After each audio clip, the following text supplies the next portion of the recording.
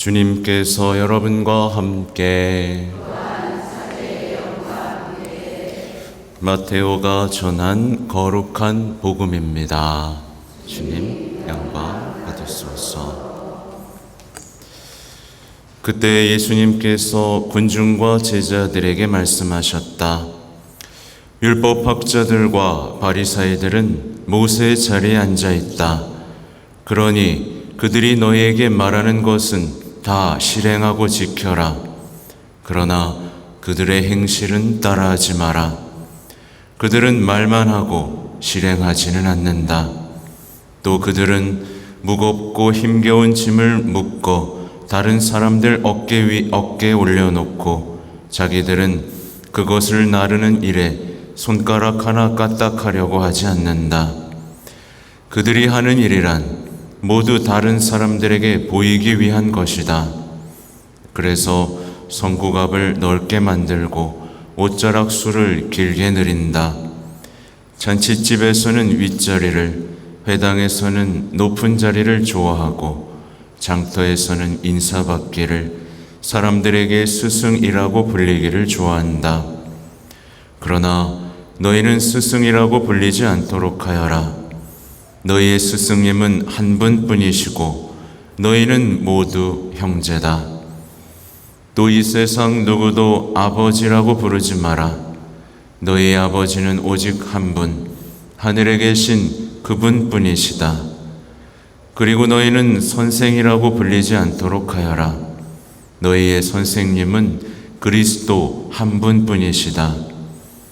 너희 가운데에서 가장 높은 사람은 너희를 섬기는 사람이 되어야 한다. 누구든지 자신을 높이는 이는 낮아지고 자신을 낮추는 이는 높아질 것이다. 주님의 말씀입니다.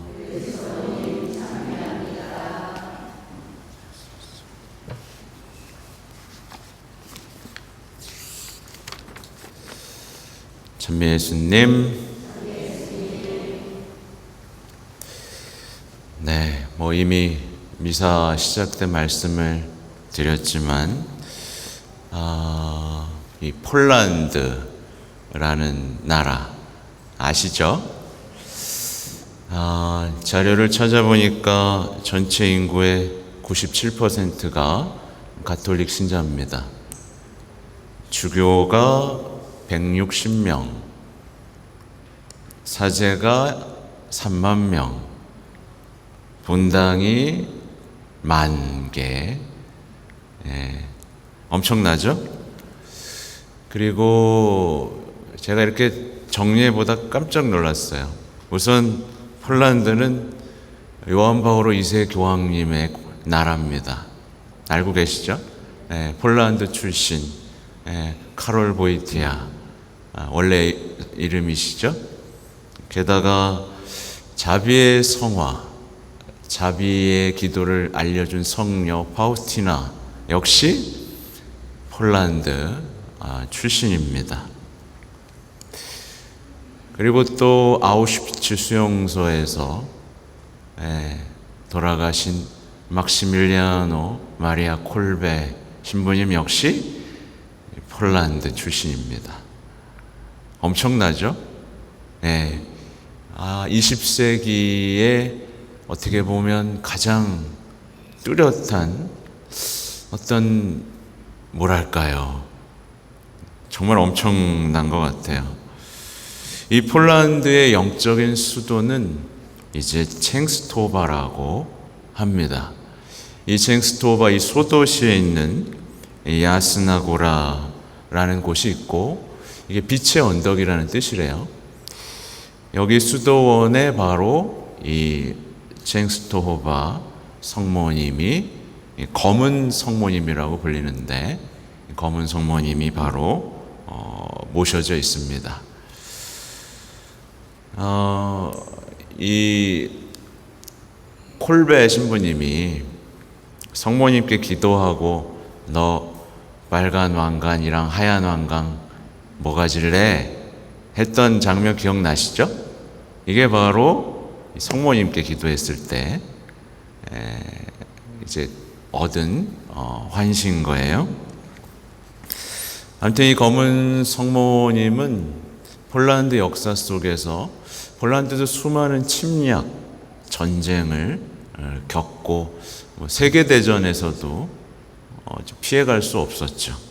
그러나 폴란드인들은 이 칭스토바 성모님의 보호, 위로 속에서 이렇게 살아남았다라고 믿고 있습니다. 그래서 폴란드의 어머니라고 불리기도 하죠.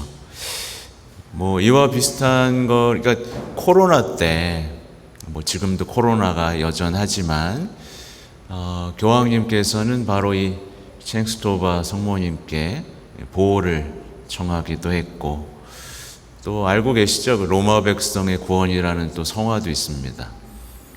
항상 교황님께서 보호를 청하시는 성화가 있는데, 대표적으로 이제 로마 백성의 구원, 또 이렇게 칭스토바 성모님이시죠.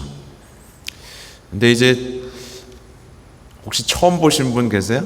나 처음 봤어요. 네, 그래도 몇 번 봤나 봐요. 이 칭스토바 성모님의 얼굴에는 자세히 보시면 이 두 줄기의 상처가 이렇게 나 있어요.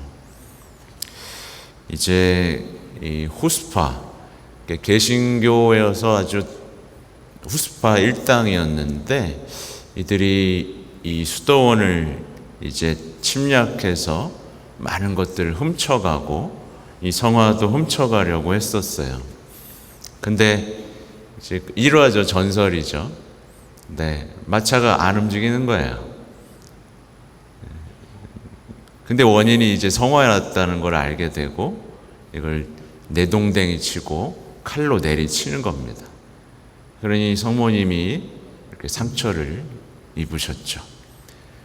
2번 그었는데 이제 3번째로 칼질을 하려다가 그냥 그 자리에서 즉사했다라는 얘기가 있죠. 근데 이제 복원하기 위해서 이걸 가렸겠죠, 그죠? 근데 그럴 때마다 어떻게 했대요? 다시 상처가 이제 나타났다. 말하자면 성모님께서는 이 폭력의 상징, 그 상처를 그대로 간직한 채 우리와 얼굴을 마주하고 계신 거죠. 말하자면 부활하신 예수님처럼 상처를 지우지 않으시는 거예요. 어떻게 보면 우리의 죄와 폭력성, 우리의 나약함을 드러내고 동시에 우리의 고통을 이해하고 상처를 위로하는 어머니의 모습으로서 함께 계신 것이죠. 그래서 여러분들도 이 칭스토바 성모님께 보호를 청하고 위로를 청하고 고통을 봉헌하는 시간이 되었으면 좋겠습니다. 저는 이렇게 갖고 방에다가 이렇게 모셔놓고 이렇게 따로 이렇게 보고 기도하고 있습니다. 아무튼 이 성화에 대한 내려오는 얘기들은 대단히 많아요. 특별히 루카복음사가가 그렸다는 일화도 있고, 그러니까 말하자면 성모님을 직접 보고 그린 그림이다 라는 것도 전해지고, 얼굴이 왜 까맣냐, 어떤 그 수도원이 불탔을 때 이제 그 보호해 주시면서 그을린 얼굴이라는 이야기도 아무튼 있습니다. 아무튼 검은 성모님이 생각보다 많아요. 그래서 제가 한번 알테팅이라는 곳 설명해 드린 적 있죠. 독일 바이에른의 알테팅이라는 성모님. 뭐 여기도 그렇고 수많은 사람들이 기적을 체험하고, 여기 같은 경우는 이제 목발 같은 것들이 그 교회 벽면에 이렇게 걸려 있다고 해요. 뭐 기적을 체험한 거겠죠. 그리고 알테틴 같은 경우는 사방에 자신이 체험한 기적들을 그림으로 표현한 것들이 사방에 붙어 있고, 제가 거기서 기적 체험한 거 말씀드렸죠? 아니에요? 제가 거기서 콘라드 성인의 분수에서 눈을 닫고 눈이 갑자기 2.0이 돼가지고 그때 제가 뭐라고 기도했냐면, 제 영혼에 눈이 열리고, 그러니까 하나님의 신비를 볼 수 있는 눈을 달라 청했는데 시력만 좋아졌다. 하여튼 그렇습니다. 매력적이죠? 네, 자꾸 보고 싶고, 그렇습니다. 그리고 오늘 이제 복음도 이제 잠깐 봐야 되는데, 오늘 복음에서는 이제 뭐랄까요? 중요한 부분은 이제 보이기 위한 삶의 위험에 대한 얘기 제가 한번 해드렸어요. 그죠? 자꾸 보여주기 위한 삶에 빠져들면 그대로 그 사람은 부패하고 타락하게 됩니다. 그러니까 거칠해. 그러니까 요즘 사람들이 뭐에 신경 써요? 진짜 겉모습에 엄청 신경 쓰죠. 패션, 외모, 몸매, 뭐 자동차, 모든 것들을 겉으로 꾸미려고 보이기 위한. 그러다 보니까 신앙생활도 어떻게 해요? 보이기 위한 것을 할 뿐 내면으로 깊숙하게 자리 잡고 있지 못하죠. 외면적으로 커져버렸지만 내면은 텅텅 비어버린 이 시대의 현실을 보실 수 있어야 되는데요. 어쨌든 거칠에만 신경 쓰고 높아지기 위한 이 삶은 끔찍해진다라는 걸 오늘 말씀드리고 싶은데, 말하자면 이 시대 보세요. 이 시대가 사람들의 마음을 어떻게 부패하게 만드는지를 잘 보시면 광적으로 소비를 하죠. 그죠? 광적인 소비주의와 이기심에 사로잡히게 만들고, 제가 볼 때는 이제 최종적으로 뭐를 상실하게 만드냐면 형제를 상실하게 만듭니다. 네. 여러분 옆 사람 한번 보세요. 옆 사람이 형제로 느껴져요? 형제. 아니면 길을 가다가 사람들을 볼 때 형제로 느껴져요? 그 부분을 잘 보셔야 돼요. 그래서 오늘 복음에 나오잖아요. 너희는 모두 형제다. 이걸 상실하는 순간 끝이에요. 사실은 코로나 때 우리는 이미 그걸 배웠어요. 우리가 서로에게 속해 있고 서로가 아니면 우리는 살 수가 없구나 라는 것을 체험했죠. 그죠? 사람들을 소외시키는 어떤 사회 구조가 이기적이고 어떤 현대 사회 구조가 뭔가 잘못됐다는 걸 절실히 봤죠. 그 추악함도 봤습니다. 노인들을 죽이고 격리하고, 그죠? 서로가 필요하다는 것을 절실히 체험했는데 지금 사실 어때요? 다시 전혀 코로나를 통해서 전혀 배우지 못한 채 다시 부패하고 타락한 삶의 방식. 교회마저도 그렇죠. 교회마저도 예전으로 돌아가고 싶어하는 마음뿐, 더 나아지려는 어떤 영적인 교회를 세우려는 움직임은 찾아보기가 어렵습니다. 형제, 그러니까 높아지고 드러내는 신앙을 살게 되면 우리 내면 안에서 무슨 일이 벌어지냐면요. 또 여러분, 하느님을 아버지라고 부르죠? 아버지. 근데 여러분은 자녀라고 느껴요? 아버지라고 부르면서도 고아라는 느낌을 받게 됩니다. 그러면서 우울한 영혼이 돼요. 그리고 예수님을 뭐라고 불러요, 여러분? 스승님이라고 부르죠? 스승님이라고 부르는데 아무것도 못 배우는 영혼이 됩니다. 제가 지금 현실을 진단한 거예요. 많은 사람들이 하늘에 계신 우리 아버지라고 말은 하지만 자기가 사랑받는 자녀라고 못 느낍니다. 고아라고 느끼지. 예수님, 스승님이라고 하지만 하나도 못 배웁니다. 그분의 지혜가 완전히 가려진 상태로 신앙생활을 해요. 왜요? 겉으로 보여지는 삶을 살고 있기 때문에.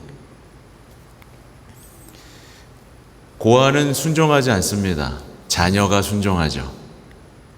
그래서 순종도 모르고 사랑도 모르는 신앙.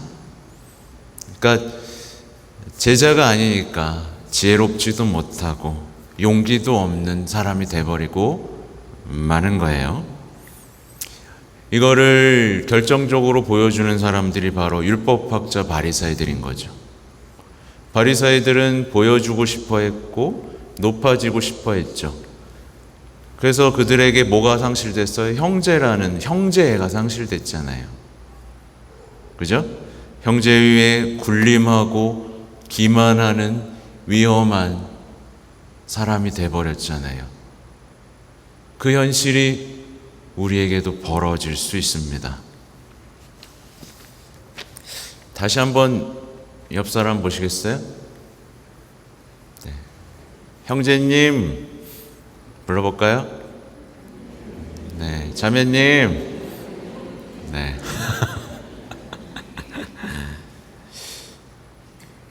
형제님, 자매님. 왜 이렇게 불러요? 여기에 대해서 우리 잘 생각해 봐야 됩니다. 우리는 이렇게 형제애를 통해서 함께 구원받기를 원하는 사람입니다. 서로가 필요하다고 느끼는 사람이에요. 근데 형제님, 자매님 하고 해놓고는 속으로는 뭐래요? 저놈은 계속 험담하면서 심판의 날을 갑니다. 함께 구원받을 생각이 없어요. 말만 형제자매야. 서로를 통해서 겸손과 사랑을 배워야 되는데 첫째 자리를 탐하고 서로를 이용하는 사람이 되어 있는 경우들이 있어요. 그래서 아무튼 제가 반복해서 말씀드리지만 이 부분을 잘 기억하셔야 돼요. 너희는 모두 형제다. 과연 나는 함께 구원받기를 원하는가? 아니면 나만 구원받고 저놈은 심판받아야 된다라는 세상 사람들의 생각에 전염되어 있지 않은가를 보셔야 됩니다. 그래서 교황님이 회칙 발표하신 것 중에 모든 형제들에게 있어요. 이제 거기에는 뭐 정치, 경제에 대한 많은 얘기들도 담겨 있고 정말 보고 있으면 와, 이 시대를 이렇게까지 진단할 수 있는 분이 있다라는 게 놀랍고 동시에 이렇게 놀랍게 진단했는데 아무도 안 본다는 것도 더 놀랍죠. 이 시대는 정말 잘못된 길을 가고 있어요. 일본만 봐도 그렇죠. 지금 벌써 온 세계가 잘못된 길을 가고 있어요. 네. 노동에 대한 시각들, 자동화, 로봇, 인공지능 이런 것들에 환호하고 있지만 그 이면에는 노동의 가치가 상실되고, 그렇죠?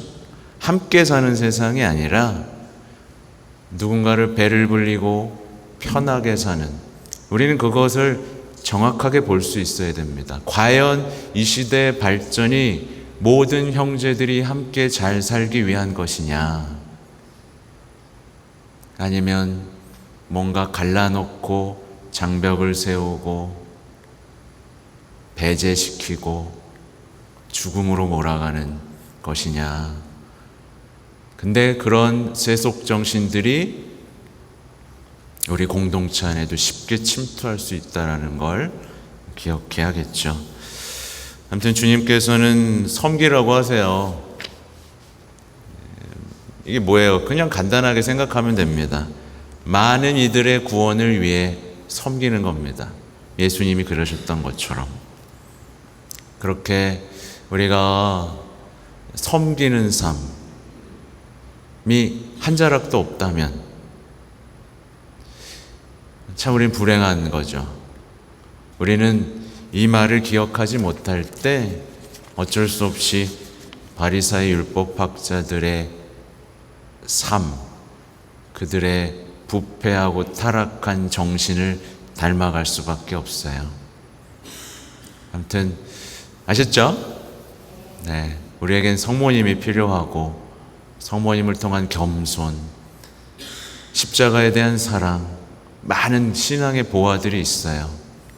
과연 이런 것들이, 나의 신앙생활이 나를 겸손하게 하나, 나를 형제로 뜨겁게 타오르게 하나, 이런 것들을 잘 바라보시면 좋겠습니다. 아멘.